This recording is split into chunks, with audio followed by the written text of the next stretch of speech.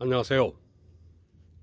오늘도 하나님의 귀한 말씀을 함께 나누게 하신 우리 하나님께 영광과 찬송과 존귀를 돌립니다.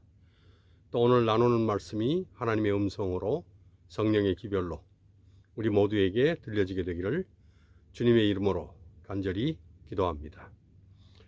오늘은 갈라디아서에 있는 말씀을 함께 나누려고 생각합니다. 오늘 말씀의 제목은 성령을 좇아. 본문의 말씀으로 갈라디아서 5장 16절 말씀을 선택했습니다. 신약 308페이지 갈라디아서 5장 16절 말씀입니다. 내가 이르노니 너희는 성령을 좇아 행하라. 그리하면 육체의 욕심을 이루지 아니하리라. 사도 바울은 갈라디아 교회에 편지를 하면서 오직 믿음으로만 구원에 이르며 믿음으로만 의롭게 될 수 있다고 강조를 합니다.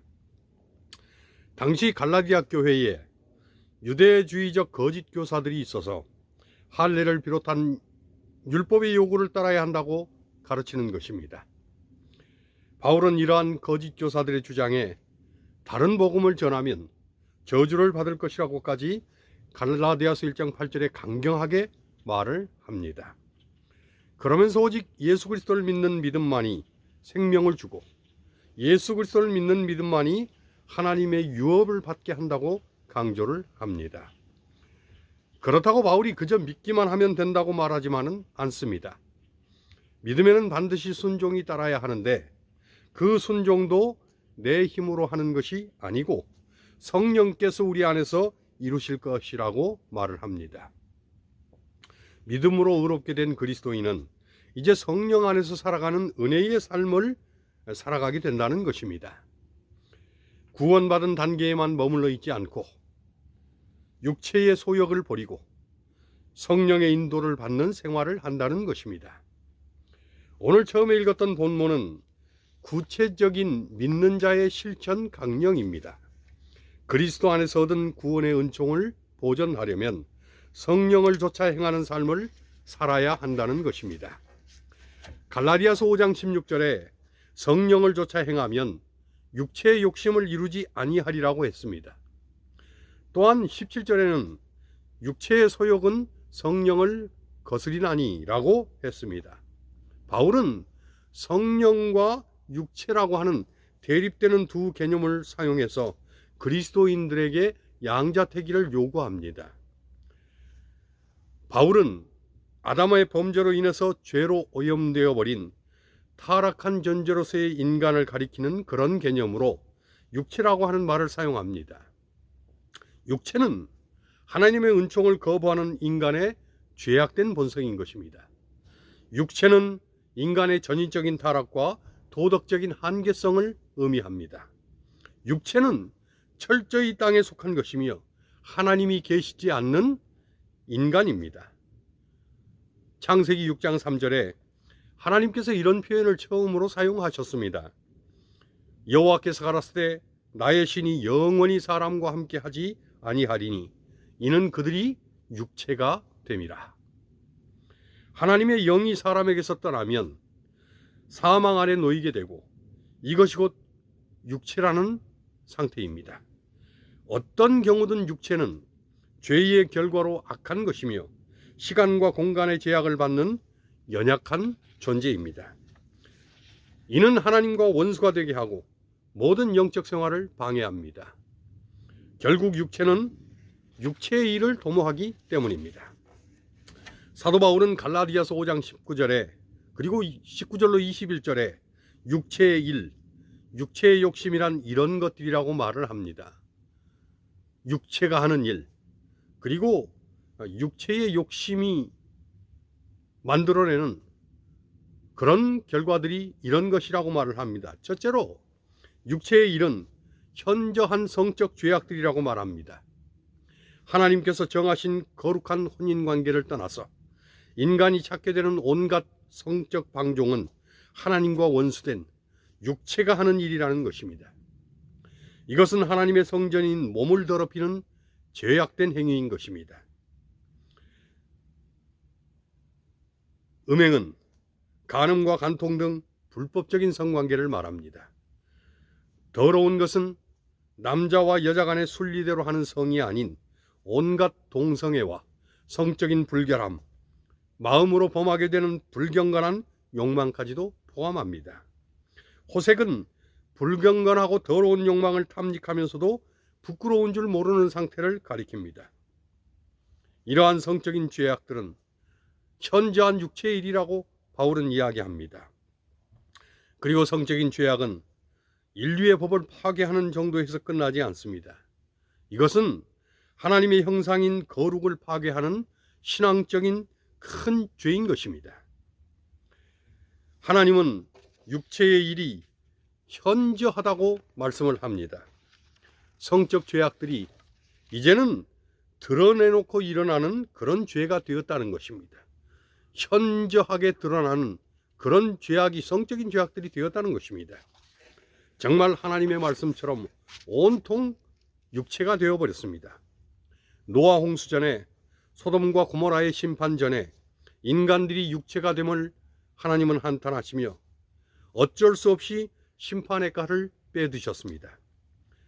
그런데 지금 이 시대가 노아의 때나 소돔 때에 비해 더하면 더했지 덜하지 않다고 말씀하십니다.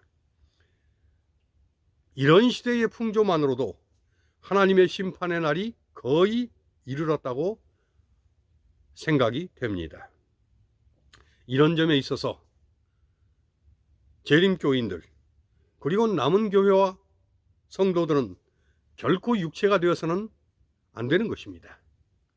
두 번째로 육체의 일은 우상숭배라고 했습니다.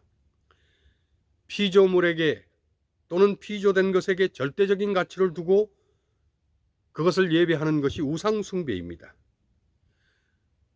하나님이 아닌 것을 하나님으로 삼아 그것의 모든 가치를 두는 것, 이것이 우상숭배입니다.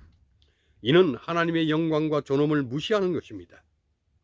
특별히 오늘날 세상의 가치는 돈입니다. 돈이 이 시대의 최고의 가치이고 돈이 우상입니다.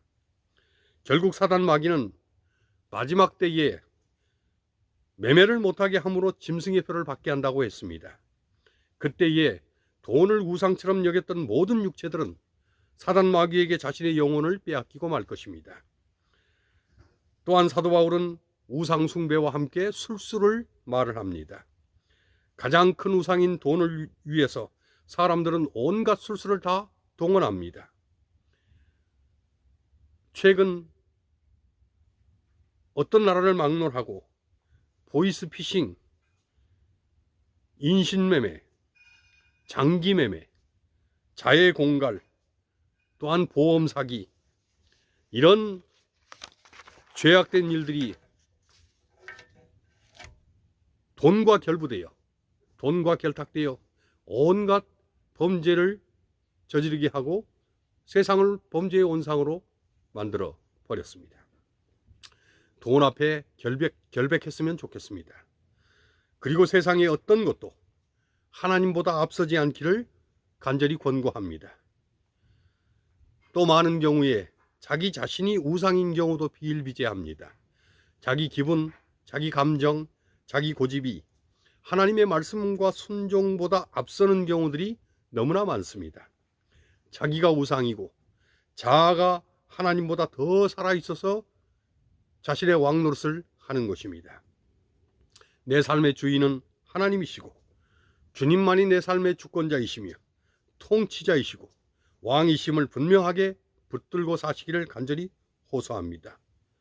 돈이 최고가 아니고 자아도 최고가 아닙니다. 오직 예수 그리스도만이 최고요 최초요 모든 것이 되기를 간절히 바랍니다. 세 번째로 육체의 일은 인간관계의 죄라고 했습니다. 원수 맺는 것, 이것은 개인적인 증오심과 원한관계를 품는 것입니다. 분쟁은 언쟁이나 다투기를 좋아하는 기질, 지나친 승부욕과 지기 싫어하는 기질을 말합니다. 최근에는 자동차를 추월했다고 차를 막아서고 그리고 야구방망이로 자동차 유치장을 깨트리는 그런 일들이 일어나기도 합니다. 참지를 못하는 것입니다. 시기는 남에 대하여 악한 마음과 앙심을 품고 잘되는 꼴을 못 보는 것입니다.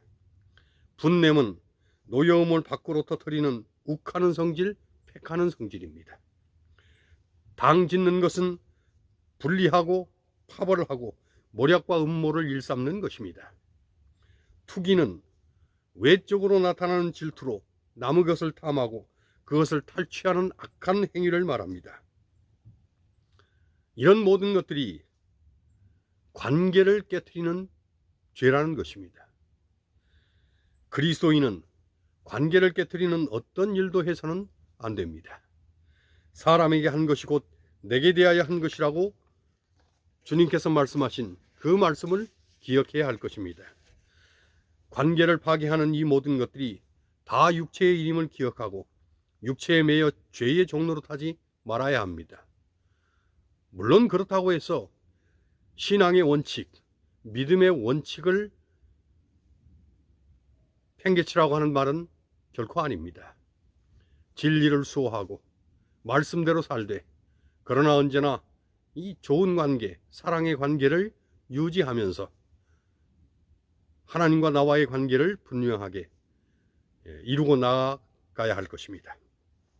네 번째로 육체의 일은 무절제의 죄라고 했습니다. 술 취함과 방탕함과 또 그와 같은 것들을 경계하라고 했습니다.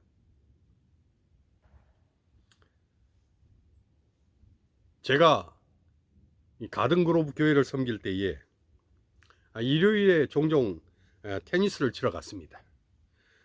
제가 쳤던 테니스 클럽은 대부분 우리 교인들이었습니다. 그래서 뭐 부담 없이, 그리고 마음 놓고 함께 운동하고 친교를 나누었습니다. 그런데 어느 날 다른 클럽 회원들이 와서 조인을 하게 됐습니다. 그리고 다른 클럽 사람들이 와서 함께 운동을 하고, 그리고는 이제 같이 점심을 먹으러 갔습니다. 식당에 갔는데 반찬이 여러 가지가 나왔습니다. 그런데 그 중에 이 오징어 무침과 홍어회가 있었습니다.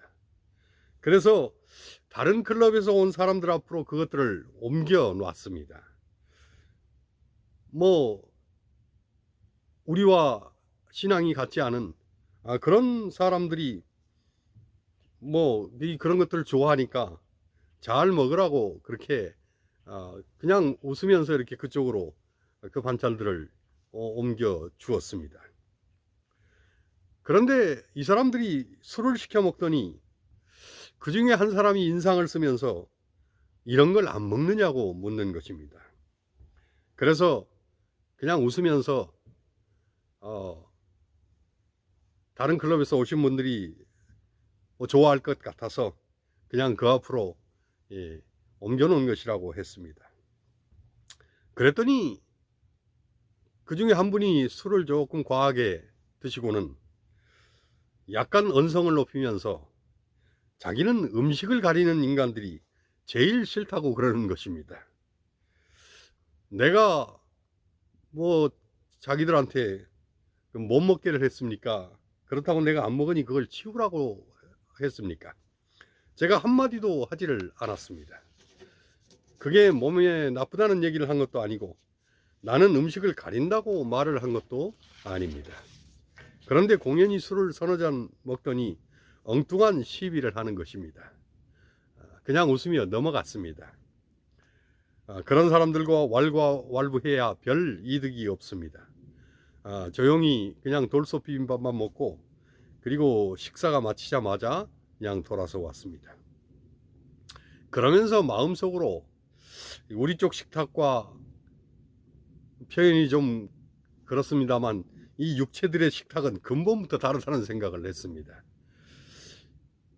사실 제 마음속에 그 생각 같아선 운전하고 갈 건데 그렇게 술들을 마시면 어떡하느냐고 정말 주의해야 할 것은 음식을 가리는 사람이 아니고 음주운전을 하는 사람들이라고 그렇게 말하고 싶은 걸 사실은 간신히 참았습니다. 음주운전하면 자기만 죽는 것이 아니고 남들까지 죽이고 남의 가정을 완전히 파탄을 내는 것입니다. 음주, 흡연, 도박, 마약, 이 모든 방탕함은 육체를 따라 사는 규모 없는 생활의 특징을 보여주는 것입니다. 결국 방탕과 향락은 하나님을 떠나게 하고 비참한 생활을 하게 하는 것입니다. 문제는 이런 육체의 일들이 하나님의 나라를 유업으로 받지 못하게 하는 것이라고 갈라디아 5장 21절에 말을 합니다. 육체의 일에 관한 그런 여러 가지 이 염려되는 바울의 그 당부는 육체의 사람들이 되어서 결국 하나님의 나라에 이르지 못하게 된다면 그 장애와 장벽 때문에 영원한 것을 잃어버리게 된다는 것입니다. 그러니 이것들을 경계하고 이런 육체의 소욕을 버리라고 바울은 공고를 하는 것입니다. 육체의 소욕을 버리고 성령의 인도를 받아야 한다는 것입니다. 육체의 사람이 아니라 꼭 영의 사람이 되어야 한다는 것입니다. 사도 바울은 아주 강하고 분명한 어조로 성령을 쫓아 행하라고 했습니다. 성령을 쫓아 행하라고 하는 것은 명령입니다. 바울은 그렇게 명령형으로 이 문장을 제시를 했습니다. 해도 되고 안 해도 되는 것이 아니고 반드시 성령을 쫓아서 행해야 하는, 이것은 필수사항이요 의무사항이라는 것입니다. 성령과 깊은 교제가 있고 성령과 관계없는 교통이 있는 삶을 사는 것, 그리고 성령과 함께 살고 성령 안에 머무는 것, 이것이 오늘 우리에게 필요한 일이라고 바울은 아주 단단히 권고를 합니다. 성령은 성도들의 삶 가운데서 새 생명을 탄생시키고 변화를 일으키는 재창조의 사역, 생명의 사역을 하고 계십니다. 따라서 그리스도인은 성령을 따라 행할 뿐만 아니라 성령께서 자기 자신을 지배하고 자기 자신을 다스리도록 해야 합니다. 사도 바울은 왜 성령의 인도를 반드시 받아야 하는지 성령의 인도를 받는 자의 상태에 대해서도 언급을 합니다. 성령의 인도를 받는 자의 상태는 어떠한가? 첫째로, 성령의 인도를 받는 자는 육체의 욕심을 이루지 않는다고 했습니다. 하나님의 거룩한 영인 성령은 인간의 마음 속에서 영적인 삶을 살 수 있도록 마음을 움직입니다. 그리스도인의 마음 속에 내재해서 그리스도의 성품을 닮아가게 합니다. 죄의 병기, 불의의 병기로 살지 않고 의의 병기가 되게 합니다. 썩어질 육체의 소욕을 따라 살지 않도록 해주십니다. 육신의 만족을 위해서 하나님의 말씀을 어기는 삶을 살지 않고 도리어 하나님의 말씀을 이루기 위해서 육신의 소욕을 제어해 주십니다. 그러므로 우리는 성령이 원하는 바를 하시도록 언제나 성령께 자신의 마음을 드려야 합니다. 그러면 성령 하나님께서 우리의 영혼을 지배하여 육체를 따라 살지 않도록 우리를 인도하고 우리를 제어하고 우리를 통치하고 우리를 주관하시는 것입니다. 두 번째로, 성령의 인도를 받는 자는 율법 아래 있지 아니한다고 말을 합니다. 율법 아래 있다는 것은 율법의 종이 된 상태를 의미합니다. 인간의 힘으로 무엇인가를 이루어 보려고 하고 인간의 의지나 결심으로 사람들은 무엇인가를 해보려고 합니다. 하지만 육체로는 율법의 요구를 이룰 수 없습니다. 율법을 지킬 수 있는 능력은 율법 아래에 있는 육체에는 없습니다. 물론 성령의 이끌림을 받는 그리스도인의 삶도 여전히 율법의 요구를 이행해야 합니다. 하지만 진정한 그리스도인의 삶은 성령으로 말미암아 그 일을 이루게 되는 것입니다. 성령의 인도를 받으면 죄와 사망의 법에 매여 살지 않고 생명의 법 속에서 자유하게 됩니다. 성령 안에서 회개의 기쁨과 은혜의 충만함을 누리는 참 평안의 생활과 승리의 삶을 성령께서 살게 하시는 것입니다. 성령은 율법을 폐하게 하는 게 아니고 율법 위에서 살게 합니다. 율법 아래서 율법의 종로로 타는 게 아니고 법보다 한 차원 높은 은혜의 삶을 살게 하시는 것입니다. 기뻐서 하게 되고 감사해서 하게 되고 주님의 사랑에 감동되어 순종하게 되어지는 것입니다. 그러니 성령의 삶은 은혜 위에 은혜요 기쁨 중에 기쁨인 것입니다. 세 번째로 성령의 인도를 받는 자는 성령의 열매를 맺는 생활을 한다고 했습니다. 육체의 일은 인간의 죄된 본성에 의해서 발생하기 때문에 육체의 열매만을 맺습니다. 그러나 성령의 열매는 성령의 사역으로 맺혀지는 열매입니다. 성령 안에 살면 반드시 그 삶으로 성령의 열매를 맺는다고 했습니다.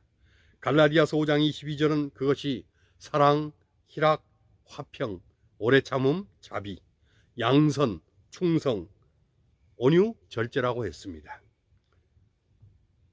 그런데 이것들을 알고 보면 그 뿌리가 같습니다. 오직 성령으로부터 출발하는 것입니다. 또한 그리스도의 영이 그 사람 안에 있으면 저절로 맺히게 되는 그리스도의 성품인 것입니다. 성령과 그리스도의 영에 붙잡히면 그리스도의 성품이 그 사람의 성품이 되어져서 저절로 사랑, 희락, 화평, 오래 참음, 자비, 양선, 충성, 온유, 절제가 열매로 맺히는 것입니다. 사랑이 그 사람 속에 있으면 희락 곧 기쁨이 가득합니다. 기쁨이 그 내면에 있으면 화평하고 참게 됩니다. 또한 자비하게 되고 사람이 선량하게 됩니다. 모든 일에 성실과 충성을 다하고 온유합니다. 그리고 부절제와 욕심도 멀리하게 됩니다.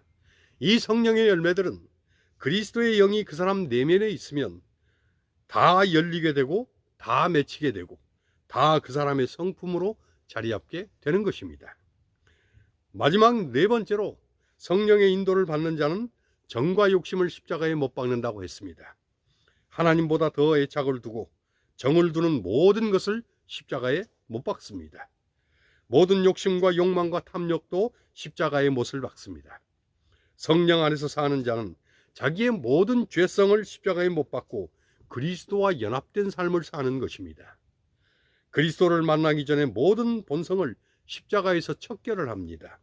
매일매일의 생애 속에서 철저히 회개할 것을 회개하고 버려야 할 것은 버리고 철두철미하게 성령을 쫓아 새 생활을 하게 되는 것입니다. 그래서 사도 바울은 고린도후서 5장 17절에 그런즉 누구든지 그리스도 안에 있으면 새로운 피조물이라 이전 것은 지나갔으니 보라 새 것이 되었다고 말을 했습니다. 또한 고린도후서 4장 16절에 그러므로 우리가 낙심하지 아니하노니 겉사람은 후패하나 우리의 속은 날로 새롭도다 라고 말을 했습니다. 성령 안에서 성령을 쫓아 사는 삶은 구원받은 그리스도인의 새로운 삶의 원리입니다. 새로운 삶의 규범이며 새로운 삶의 고백입니다. 더구나 마지막 때에 하나님의 남은 백성인 재림 성도들은 느님비 성령의 은혜를 반드시 받아야 하고 받는다고 했습니다. 이 말은 재림 교인들은 육으로 사는 것이 아니며 영으로 사는 백성들이 된다는 것입니다. 성령을 쫓아 행하라. 이 말씀은 명령입니다. 그리고 우리는 이 명령에 순종해야 합니다. 끊임없이 자신을 쳐서 복종시키고 성령의 인도하심에 철저히 순종하는 삶을 살아야 합니다. 그럴 때에 내 안에 성령께서 내재하시고 내재하시는 성령의 능력으로 그리스도를 닮아가게 되고 그리스도처럼 살 수 있는 그런 삶으로 성령께서 우리를 이끌어 가시고 또 이끌어 내시는 것입니다. 그래야 자유하고 그래야 승리하며 그래야 하늘의 상속자가 됩니다. 꼭 성령의 사람, 십자가의 사람, 그리스도의 사람들이 되시기를 간절히 바랍니다. 그래서 영의 열매를 맺고 그 삶으로 하나님을 드러내며 그리고 우리가 전하는 기별의 힘과 영향력이 있어서 하나님께 영광을 돌리는 마지막 시대의 남은 백성들, 재림 성도들 되시게 되를 주님의 이름으로 간절히 축원합니다. 주님 곧 오십니다. 마라나다, 주 예수여 속히 오시옵소서. 아멘.